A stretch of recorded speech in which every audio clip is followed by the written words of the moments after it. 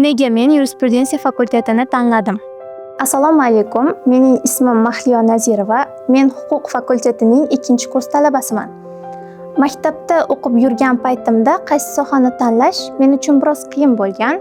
Shu paytda dadam menga yo'l ko'rsatgan, chunki huquq sohasi uning orzusi bo'lgan ekan. Men esa uning orzusini amalga oshirishni xohladim. Vaqt o'tishi bilan bu sohani yaxshiroq tushuna boshladim va aytishim mumkinki, huquq sohasini juda yoqtirib qoldim. Toshkent Metropolitan University'ga kirish men uchun unchalik qiyin bo'lmadi, chunki menda IELTS sertifikati 6,5 ball bor edi. Shu sababli men 100% grantni qo'lga kiritdim. Kelajakda magistraturani chet elda o'qishni, undan keyin esa PhD qilishni rejalashtiryapman.